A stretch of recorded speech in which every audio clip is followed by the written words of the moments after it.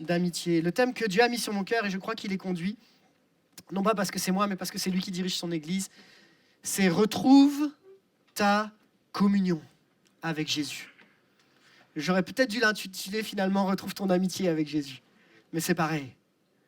Je crois qu'on a un vrai défi ensemble, c'est de soit retrouver, soit trouver cette communion. Alors je vais m'adresser à deux personnes, deux types de personnes, le public de deux façons. À ceux peut-être qui ont perdu cette communion avec Dieu pour diverses raisons, qui ont perdu cette intimité avec Dieu, qui ont perdu ce temps où tu sais que pendant un temps, tu vivais quelque chose de fort avec Dieu et là, tu as l'impression que tu es dans le flou, tu es dans le vague, qu'il te manque quelque chose. Puis je vais m'adresser aussi à ceux qui ne connaissent pas cette communion. Le retrouve, c'est re et trouve. C'est retrouve ou trouve. C'est les deux. Parce qu'on a tous besoin à un moment de retrouver cette amitié, cette communion avec Dieu. Et je crois que c'est un défi de tous les jours. La réalité, c'est que notre communion, on peut la perdre. Souvenez-vous, la semaine dernière, on parlait du fait que le salut nous a été acquis à la croix. Mais ce n'est pas parce que notre salut est acquis à la croix que parfois on ne peut pas perdre notre communion avec Dieu. Et je crois que c'est un défi. Si tu veux traverser les épreuves de la vie, on n'a pas le choix, les amis, que d'être en communion avec Dieu. On n'a pas le choix que d'être dans une relation d'amitié avec Dieu. Je suis passé par des moments il n'y a pas si longtemps que ça où c'était compliqué pour diverses raisons. Et à un moment, je disais, Seigneur, je cherche, je prie pour que je retrouve en toi cet ami fidèle et tendre à qui je peux tout partager, mais aussi que je reçoive ce qu'il veut me donner. Et je crois que Dieu veut nous appeler à ça. Dieu n'a pas dit « je suis ton ami » que le dimanche matin. Ni « je suis ton ami dans la souffrance » ou quand ça va bien. Non, c'est une question de constance, de tout le temps, de chaque jour. Un vrai ami, je suis sûr que vous savez ce que c'est un vrai ami. Le vrai ami, c'est celui qui est avec toi dans les hauts comme dans les bas. Et je sais, et j'en suis intimement persuadé, que Dieu a cette capacité, alors que nous, on est infidèles dans notre amitié. Lui, il est fidèle parce qu'il ne peut pas se renier lui-même. Alors, je ne sais pas jusqu'à quel point tu as été déçu par des amitiés. Je ne sais pas jusqu'à quel point tu as été déçu par des communions que tu avais avec des gens. Mais ce matin, Dieu veut te rappeler et veut t'encourager en te disant, cette communion, elle est possible. Amen.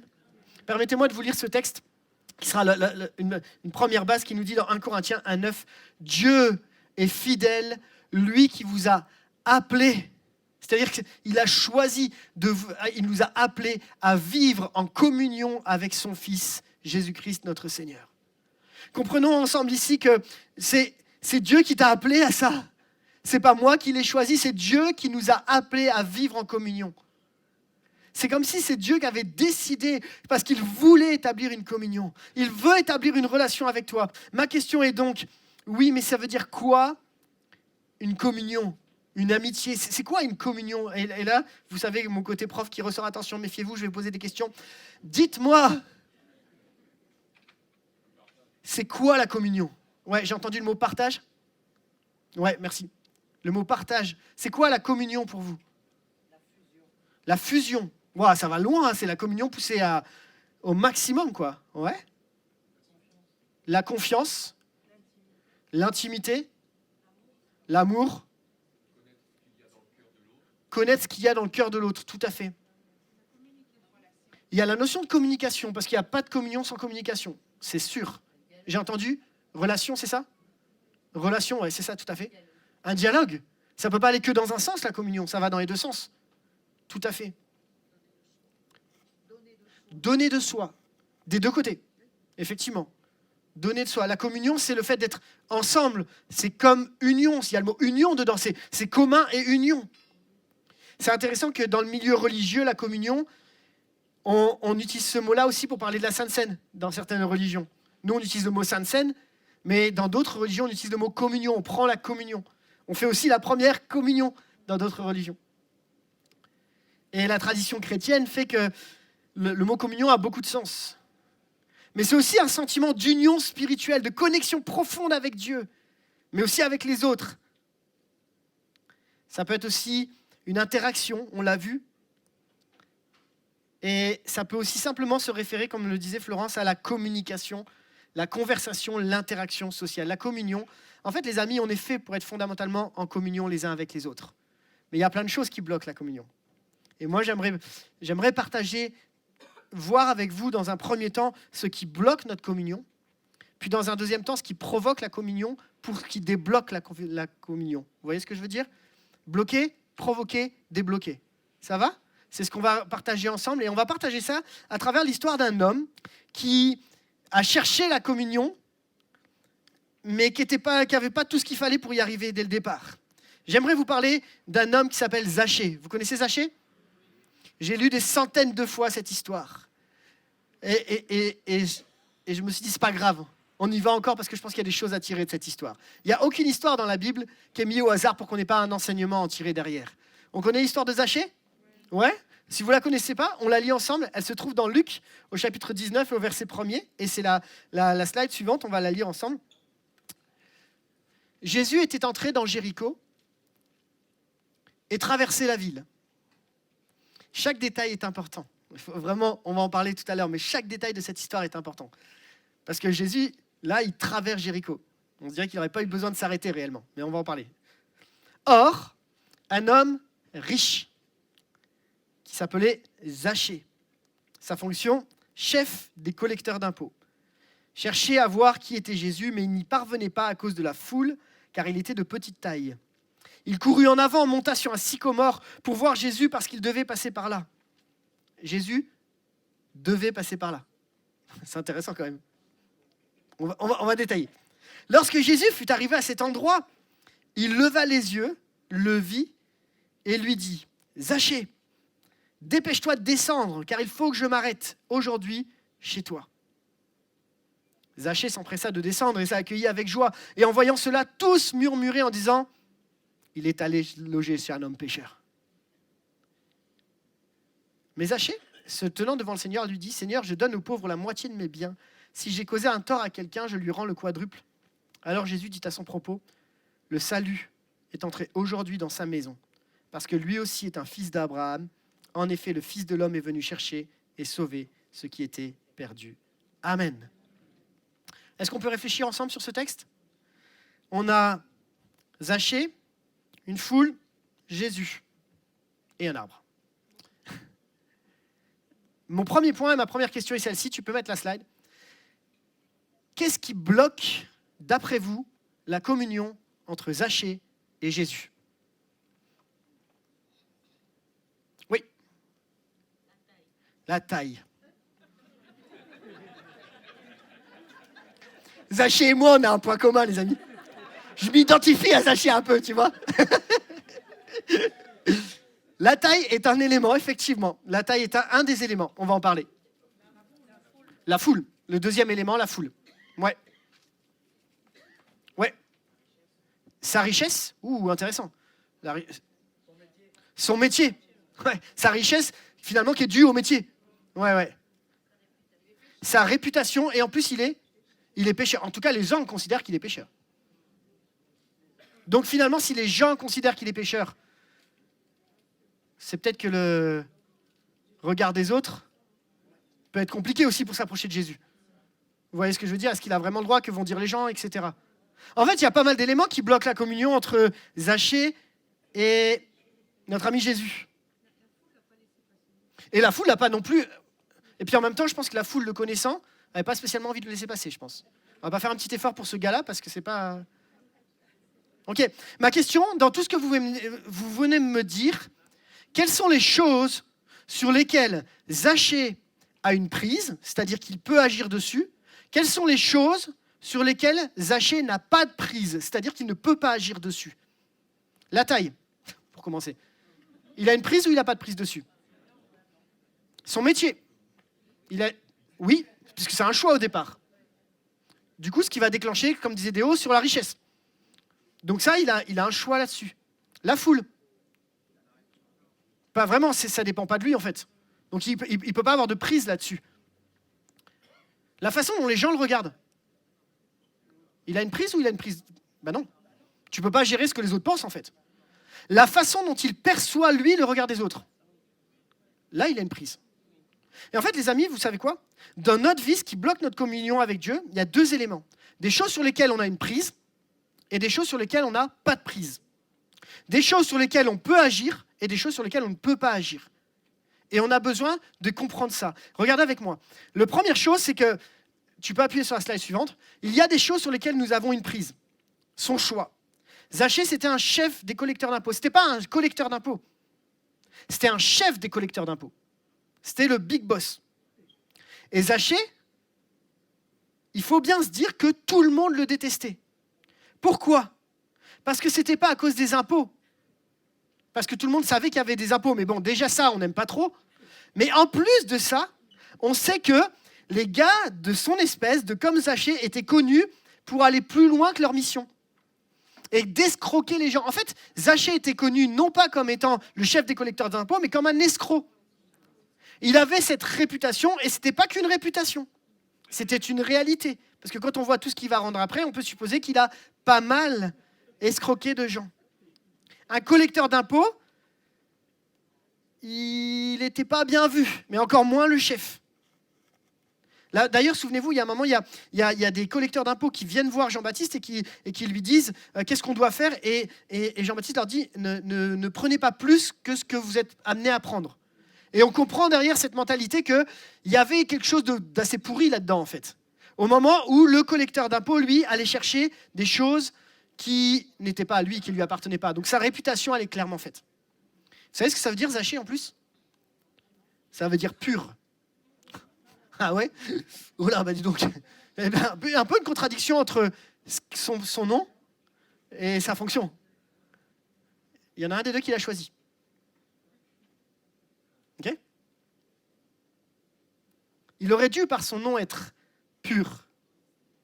Mais en fait, c'est un extorqueur avide, un riche mais misérable flatteur. Et ça, les amis, c'est quelque chose sur lequel il a une prise. Parce que c'est des choix qu'il a faits. Et, chers amis, parfois, dans ce qui bloque notre communion avec Dieu, il y a des éléments sur lesquels nous avons nos propres prises parce qu'il y a des choix qu'on a faits. Qui fait que, du coup, on s'éloigne naturellement ou on n'entre pas dans la communion avec Dieu à cause de certains choix qu'on a fait, à cause de décisions qu'on a prises, à cause de nous-mêmes, de choses qui ont marqué notre vie. On va en parler un petit peu après. Et puis, il y a des choses sur lesquelles il n'y a pas de prise, on l'a dit tout à l'heure. Par exemple, tu peux mettre la slide, les choses sur lesquelles nous n'avons pas de prise, c'est son physique. Ça, tu as beau faire ce que tu veux, il n'y a pas choisi. Croyez-moi, je sais de quoi je parle. Mais ce qu'il faut savoir, c'est que derrière le physique, il y a aussi ce que le regard des autres provoque chez nous à cause du physique. On parle de cette petite taille, mais il y a plein de défauts physiques qu'on a tous, puisqu'on est tous un peu biscornus dans tous les cas. Et qu'est-ce que ça provoque chez nous ? Qu'est-ce que ça provoque comme regard et la façon dont on saisit les éléments sur lesquels on n'a pas de prise ? Des complexes, des blocages, des rejets. On se rejette nous-mêmes et la perte de confiance. Donc, comme on a la perte de confiance, on compense. Et on compense par autre chose. On compense par d'autres éléments. Et dans le cas de Zachée, comme il était de petite taille, il a peut-être dû compenser en étant plus escroc, plus avide. Il a compensé par plus d'argent. On ne sait pas exactement, mais on sait que les complexes qu'on a de notre corps peuvent nous amener à nous-mêmes nous disqualifier. Parce que le regard qu'on a sur nous-mêmes est parfois compliqué. Et ça, c'est quelque chose, on n'a pas de prise sur notre physique. Par contre, on a une prise sur le regard qu'on s'accorde à nous-mêmes. Et on va voir comment Dieu va nous accompagner aussi dans cette dimension-là. Amen. Ensuite, il y a la foule. Il n'a pas de prise sur la foule. Et même s'il voulait se frayer un passage, vu la réputation qu'il avait, je pense qu'il valait mieux pas. Parce que c'est sûr qu'il se serait fait jeter. Et en plus de ça, cette même foule nous dit, quand il parle de Jésus, il est allé loger chez un homme pécheur. C'est-à-dire qu'il a tout pour être disqualifié aux yeux des autres. Il est disqualifié. Clairement, il l'est. Dans ses choix, dans sa façon de faire, dans sa façon de fonctionner, dans ce sur quoi il a une prise et ce sur quoi il n'a pas de prise. Ce qui fait que si je fais une analyse, si je compare par rapport à nous, il y a des choses sur lesquelles notre communion avec Dieu, elle est brisée pour deux raisons. À la fois par des choses sur lesquelles on a des prises et on a fait des choix qui nous ont éloignés de la communion avec Dieu, et à la fois sur des choses qui sont internes à nous-mêmes ou des choses qu'on nous a imposées, qui fait que, à cause de tous ces éléments-là, je m'éloigne de Dieu. à cause de ce qu'on a dit de toi, à cause de ce qu'on a condamné. Moi, j'ai souvent entendu des gens qui m'ont dit, PS, moi je ne vais plus à l'église parce que je me sens jugé à l'église. Et tu te coupes. Alors, on se coupe de la communion des uns des autres, c'est sûr. Et je comprends parce que tu n'as pas envie de te prendre une remarque dans la tête quand tu arrives à l'église. Vous savez, ce genre de remarque, ça fait longtemps qu'on t'a pas vu. Vous voyez ce que je veux dire? C'est le genre de truc qui, alors que toi, tu reviens, c'est encore pire. Et je bénis Dieu pour notre équipe d'accueil qui fait un travail extraordinaire, qui sait accueillir ici. Mais on ne se rend pas compte, en fait, des petites phrases qu'on peut dire. Et ces choses-là nous privent de la communion. Ces choses-là nous privent de qui on est. Et puis, toi-même, tu peux te disqualifier parce que tu te dis, je ne suis pas ceci, je ne suis pas assez comme ça, je ne suis pas assez comme ça. Je ne suis pas assez physiquement comme ça. Oui, mais regardez, eux, comment ils prient. Waouh, les prières évangéliques. Waouh. T'as des frères, ils prient. Il y a une intensité. Moi, je ne sais même pas quoi dire.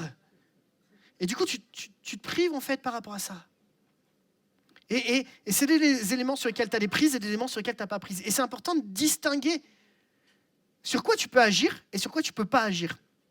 Et en fait, le constat, il est simple. C'est que ce sur quoi tu peux agir, Dieu te demande de te mettre en action. Ce sur quoi tu ne peux pas agir, Christ te fait le relais. Amen.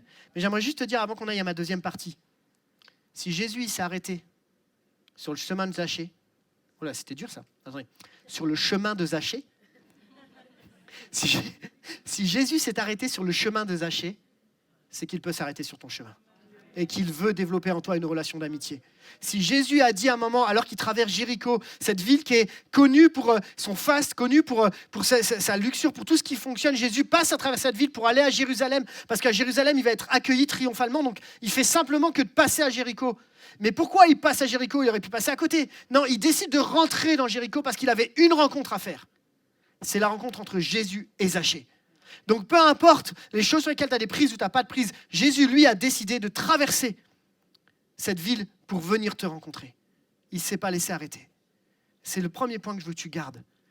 Jésus s'arrête sur ton chemin. La communion, c'est Jésus qui a déjà choisi de la faire envers toi. Amen. Alors je t'encourage, t'inquiète pas, ce n'est pas fini. Amen. Ça m'amène à ma deuxième partie. Qu'est-ce qui va provoquer la communion? On a vu ce qui bloquait la communion. Qu'est-ce qui va la provoquer? C'est-à-dire qui va la déclencher, qui va l'amener à se développer. Eh bien, c'est notre cher ami Zachée qui va courir en avant, monter sur un sycomore pour voir Jésus parce que Jésus devait passer par là. Zachée avait beau être le pire et il le savait bien dans quelle position il était. Il en avait bien conscience. Zachée a décidé de ne pas se laisser dominer par les choses qui étaient de son passé. Zachée a pris une décision ferme et définitive de dire « Je refuse que mon passé détermine mon présent et mon avenir. Je refuse que ce que les autres disent de moi soit l'élément qui me permette de dire si je suis bien ou pas. » Zachée a fait un choix de courir et de monter sur ce sycomore. Bien souvent, les amis, nos choix du passé déterminent notre présent et notre avenir. Je crois qu'on n'est pas obligé de rester figé à notre passé. Mais on a le droit de s'avancer. Zachée cherchait Jésus si intensément qu'il est prêt à faire n'importe quoi pour le rencontrer. D'ailleurs, grimper sur un arbre, la réalité, c'est que ce n'est pas des chefs des collecteurs d'impôts qui font ça. Qui grimpe sur les arbres? Les enfants. C'est vrai? C'est pas le big boss. Non, c'est un enfant. Et Zachée, ici, a cette conception à ce moment-là de faire un pas de foi comme un enfant. Attendez, il n'est pas en train d'accomplir un texte de la Bible, là? De se dire que si celui qui a le cœur comme un enfant s'approche de Jésus, c'est comme ça. Vous voyez ce que je veux dire? C'est-à-dire que Zachée, à ce moment-là, il a simplement une foi d'enfant. Et Jésus n'a pas besoin de plus, en fait. Jésus a besoin de cette foi d'enfant avec laquelle tu peux venir. Même si tu fais un truc qui semble complètement hallucinant. Il a grimpé dans un arbre comme un gamin. Un commentaire biblique disait, tu peux mettre la slide suivante, un commentaire biblique, il nous dit « Je souhaite qu'il y ait de plus parmi nous qui ne se soucient pas d'être ridiculisés si ce que nous faisons nous aide simplement à voir Jésus. » Vous voyez ce que je veux dire? Alors, pour savoir, pour ceux qui cherchent où je trouve mes citations, quand je prépare mes messages, je vais chercher des commentaires bibliques. C'est-à-dire, je prends le texte et je vais voir tous les commentaires qu'il y a autour et j'essaie de voir quelles sont les analyses. Et dans ces commentaires bibliques, donc souvent vous voyez Spurgeon, McLaren, vous voyez plein d'auteurs. Et en fait, je prends ces auteurs-là et j'utilise leurs analyses des textes. Ça va?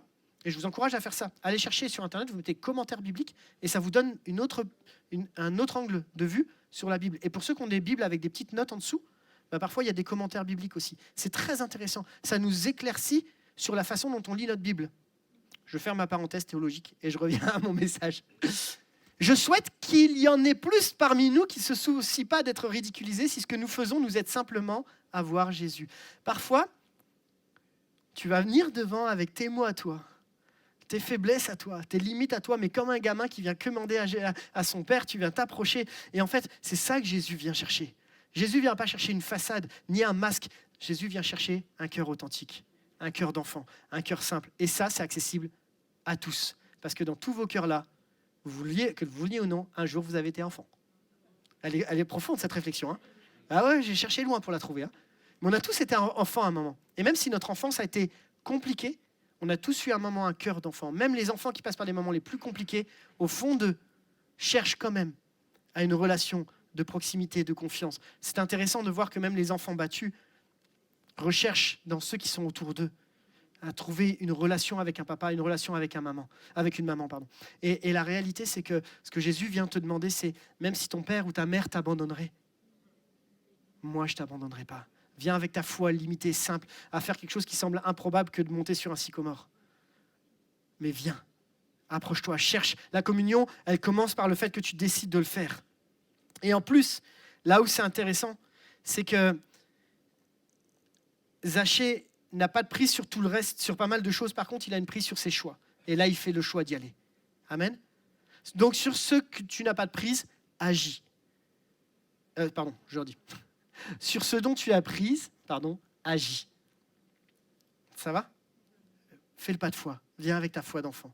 Maintenant, comment agir quand on n'a pas de prise ? C'est ma deuxième slide. Sur ce dont tu n'as pas de prise, alors laisse Dieu agir. Ça paraît simple. J'ai une question. Qui a planté le sycomore, là ? Qui a décidé que ce sycomore serait assez grand à cette période-là pour qu'un petit bonhomme monte dedans et rencontre Jésus ? Qui a dit que le sycomore il était placé 2 cm à droite ici et 5 cm à gauche ici pour qu'il soit accessible pour Zachée ? À part une personne, Dieu. Ça veut dire que des années auparavant, Dieu avait décidé qu'à un moment, quelqu'un inconnu planterait une graine qui ferait pousser un sycomore afin qu'un jour, un Zachée rencontre un Jésus. Amen. Ce qui veut dire que si Dieu tarde à te répondre, c'est peut-être qu'il est en train de planter un sycomore dans ta vie.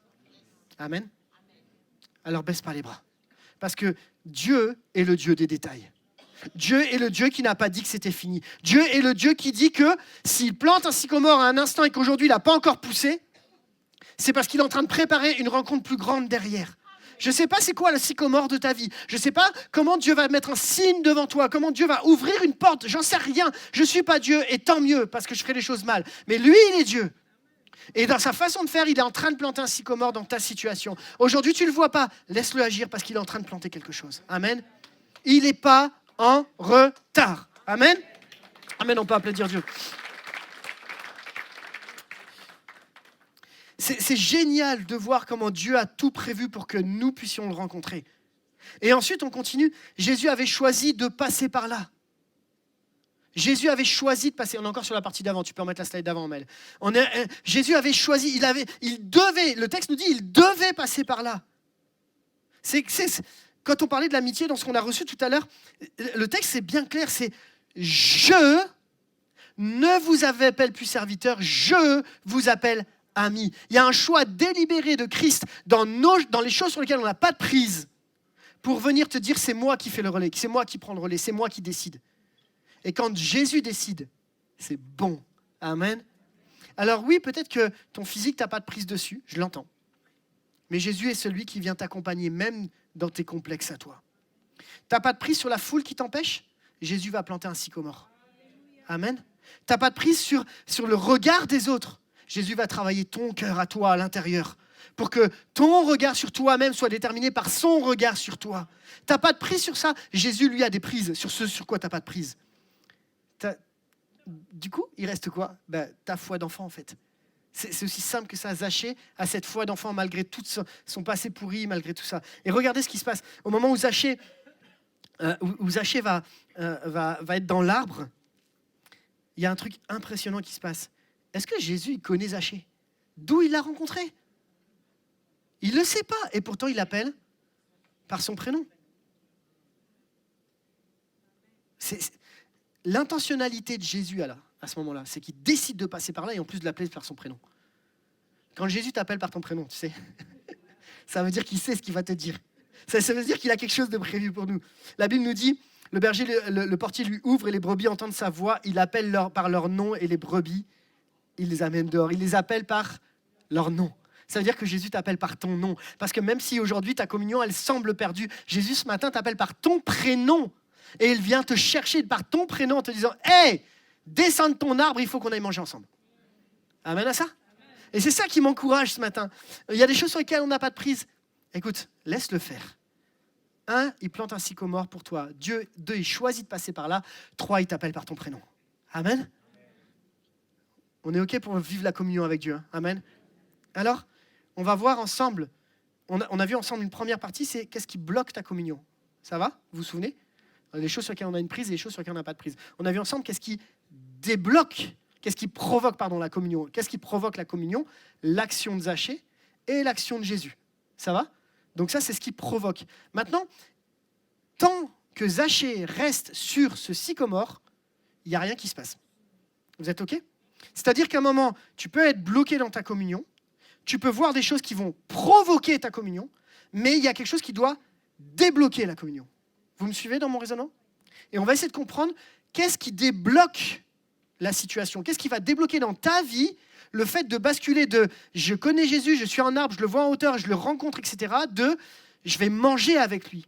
Parce qu'il y a une différence entre avoir une discussion avec Jésus d'un arbre à quelqu'un qui est par terre et manger avec Jésus, et l'inviter dans ta maison, et discuter avec lui. Je crois, les amis, que notre communion ne se limite pas simplement à un dialogue, même si ça en fait partie, mais notre communion est une question de relation autour d'un bon repas avec Jésus.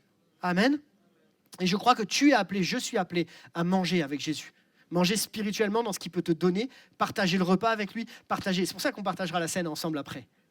Alors, on y va ensemble sur ma troisième et dernière partie. Qu'est-ce qui va débloquer? La texte nous dit, lorsque Jésus fut arrivé à cet endroit, il leva les yeux, le vit et lui dit, Zaché, dépêche-toi de descendre, car il faut que je m'arrête aujourd'hui chez toi. Zaché s'empressa de descendre et l'accueillit avec joie. On va essayer de comprendre. Et là, je voudrais amener un point un peu plus loin. Mais je sais que vous allez me suivre. Tu sais que parfois que le moyen qu'a provoqué ta communion peut devenir un blocage? Je redis ça.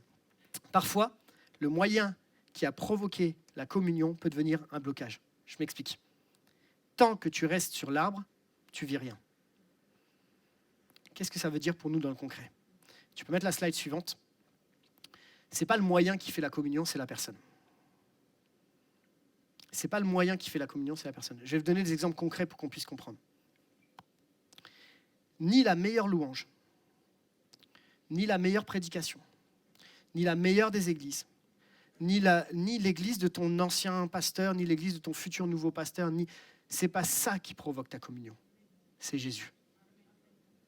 En fait, c'est pas le moyen qui t'a amené à Jésus qui provoque la communion, c'est la personne de Jésus. Tu vois ce que je veux dire? Tu peux vivre les meilleures intensités de communion avec Dieu dans ta chambre tout seul, comme dans un lieu ici à l'église avec tout le monde. Parce que l'intensité de la communion avec Dieu ne dépend pas du moyen, mais de la personne. Vous me suivez? Je me souviens, dans certaines églises en haut de la France, là-haut, on disait que les chaises étaient les chaises du réveil, il ne fallait pas les changer. Parce que c'était ces chaises-là qui avaient provoqué le réveil. Et donc, on ne change pas les chaises. Mais les chaises sont un moyen comme un autre. Vous comprenez? Pourquoi je me permets de dire ça? Il y a certains pays que vous connaissez qui aujourd'hui sont dans des moments où ils ne peuvent pas se réunir. Et comment ils ont fait? Je pense surtout à certains réveils en Chine, par exemple, ou d'autres réveils en Corée du Nord. Mais ils se sont retrouvés dans des cases, dans des caves. Ils se sont retrouvés dans des endroits où ils étaient cachés. Ils n'étaient pas 2000, donc ce n'est pas le nombre. Et ils n'étaient pas avec tout ce qu'on a, et merci Seigneur pour tout ce qu'on a. Preuve, mais pourtant ils ont vécu la communion. Si vous discutez avec Yonggi Cho, par exemple, qui a été un des premiers à amener le réveil en Corée, Yonggi Cho expliquait tout le processus que des cellules de maison et des petits groupes de maison parce qu'ils n'avaient pas le droit de se réunir en grande quantité. Pardon. Et ça s'est développé partout. Et ça a développé, et c'est ça qui a amené aussi un réveil en Corée. En réalité, ce n'est pas le moyen qui fait la communion, c'est la personne qui fait la communion. Je vais être vraiment vrai avec vous.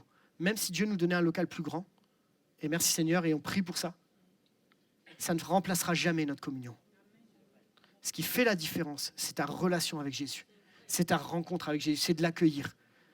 Par contre, Dieu nous donne un moyen, et merci Seigneur. Par contre, Dieu nous donne une équipe de louanges, et merci Seigneur. Et merci Seigneur parce que c'est bon et c'est encourageant, parce que c'est un moyen aussi, comme un autre, d'être en communion avec Dieu. Et ce qui fait que, tant que tu es attaché à ton sycomore, à ce qui t'a amené un instant à rester là-dessus, tu ne peux pas aller plus loin parce que tu es comme bloqué. Tu peux mettre la slide suivante, quitter son moyen pour rencontrer la personne. Il y a besoin parfois dans nos vies de quitter un moyen pour rencontrer la personne. Je me suis converti, moi, dans la ville de Reims, dans le Champagne. Vous voyez à peu près où c'est ? Ouais, dans l'est de la France. Et c'est là où je me suis converti, c'est là où j'ai rencontré Jésus, c'est là où j'ai vécu mes premières expériences avec Dieu, c'est là où j'étais rempli du Saint-Esprit, c'est là où j'ai vécu quelque chose de fort. Et au début, je ne voulais pas quitter. Parce que j'avais mes parents, mes beaux-parents, parce que c'est même là où je me suis marié. Donc c'est vraiment mon église. Mais tant que j'étais attaché à cette église-là, même si elle était géniale, c'est comme si je restais dans ce qui avait fait ma croissance à un instant T. Mais il a fallu un moment que je quitte ça pour rencontrer une autre église à cause des mutations professionnelles. Je n'ai pas quitté l'église parce que je n'étais pas content et tout. Mais c'est juste qu'il a fallu que je change d'environnement pour que je développe ma foi personnelle, et puis ma foi à travers mes parents, ou ma foi à travers mon groupe de jeunes, ou ma foi à travers mon pasteur, mais que je développe ma foi personnelle. Vous me suivez ? Il y a des moments, il y a des zones qu'il faut qu'on quitte. Et quittez pas l'église. Restez avec nous, les amis. C'est pas ce que je suis en train de dire. Mais c'est plutôt là-dedans que ça se passe. Il y a un moment, il faut peut-être quitter aussi un ancien fonctionnement, des raisonnements, des mentalités qui font que tu restes dans ce qui t'a sauvé un instant T, pour rentrer vraiment dans la communion avec Jésus, avec la personne. Amen. Ça va, vous me suivez ? Ce que va nous dire Jésus, c'est qu'il va lui dire « hâte-toi de descendre, dépêche-toi ». Et Zachée va se dépêcher de descendre. Il va le faire. Et il y a un moment, il y a un choix de dire « Seigneur, est-ce que je viens à l'église pour le moyen ou est-ce que je viens à l'église pour la personne ?» On vient à l'église pour Jésus et pour personne d'autre. Amen. Et ça, notre message sera toujours christocentrique, centré sur Jésus. On vient à l'église pour Jésus. Je vous en prie, les amis, venez pas à l'église pour moi. Parce qu'un jour, je vais échouer. Un jour, je dis pas je vais partir parce que je n'ai pas envie de partir, mais un jour, on ne vient pas à l'église pour la personne, en fait. On vient à l'église pour Jésus. Et notre église fera la différence dans cette ville, comme on l'a entendu, si c'est Jésus qui règne dans notre vie et qui se transmet autour. Si les gens qui viennent ici parce qu'ils rencontrent non pas une belle église, mais la personne de Jésus à travers une belle église. Amen. Et Zachée avait compris ça, il est descendu de son sycomore pour aller rencontrer Jésus. Et qu'est-ce que Jésus va faire ? Et je termine avec ce troisième et dernier point. Jésus va venir manger chez lui. Tu peux mettre la dernière slide. Jésus va venir dans sa réalité. Ma question, dans la maison de Zachée, qui a payé la bouffe ? Qui a payé le décor ? Qui a payé tout ce qui avait ça ? Zachée, avec quels moyens ?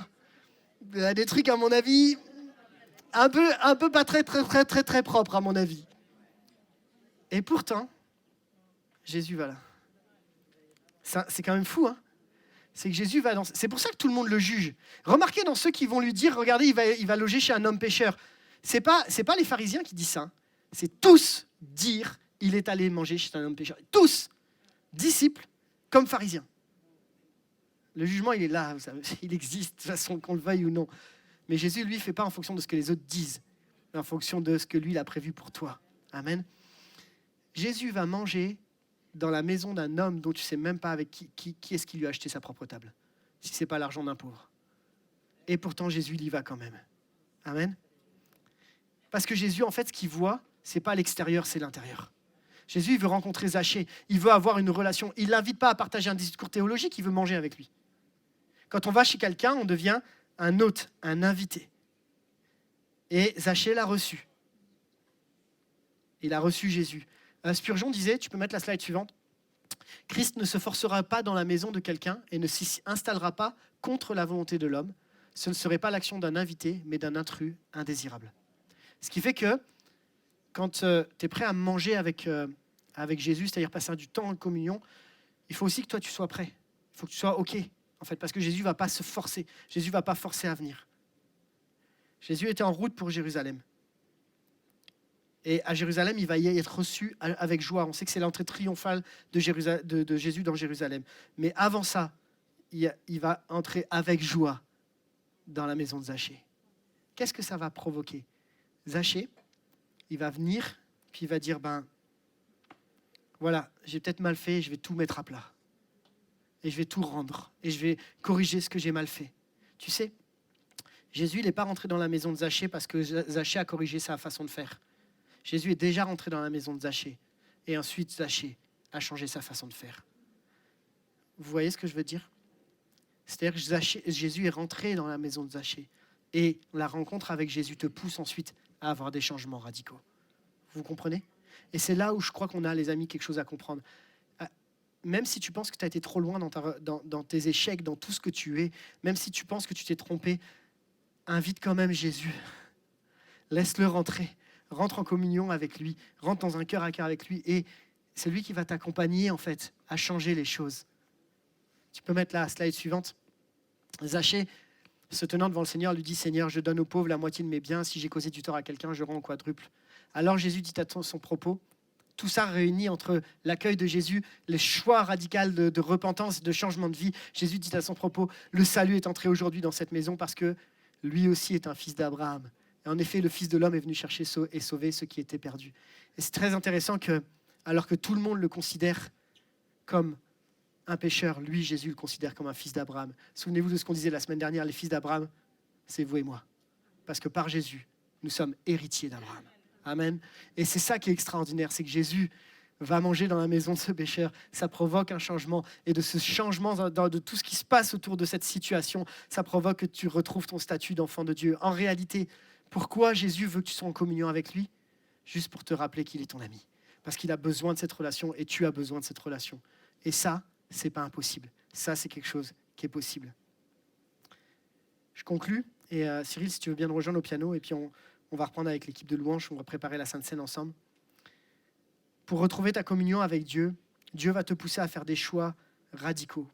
Mais retrouver ta communion avec Dieu, ça va t'amener à redécouvrir ton statut d'enfant de Dieu. Zachée sait exactement qu'en acceptant Jésus, sa vie va changer. Et il va avoir cette opportunité de vivre la communion. Je conclus avec cette vraie conclusion. Je reprends le texte qu'on avait vu au départ, vous vous souvenez? Dieu est fidèle. Lui qui vous a appelé à vivre en communion avec son Fils, Jésus-Christ notre Seigneur. Pour retrouver ta communion, voilà quelques pistes, quelques encouragements, quelques conseils. Agis sur les choses sur lesquelles tu as une prise. Ne reste pas passif. Commence à te mettre en route. Commence à retrouver peut-être le chemin de ta chambre, le chemin de ta voiture ou le lieu où tu rencontres Dieu, peu importe. Mais commence à retrouver ton temps. Fais un pas de foi, même si tu n'as pas envie, même si tu n'as pas les forces. Agis, parce que ça, tu as une prise dessus. On a une prise sur notre emploi du temps, les amis. Même si, et croyez-moi, moi j'ai un emploi du temps qui est très chargé, mais j'ai une prise. Je peux décider de mettre du temps à part pour Dieu. Je sais. Et on peut agir sur ça, ok? Ensuite, laisse Dieu agir là où tu n'as pas de prise.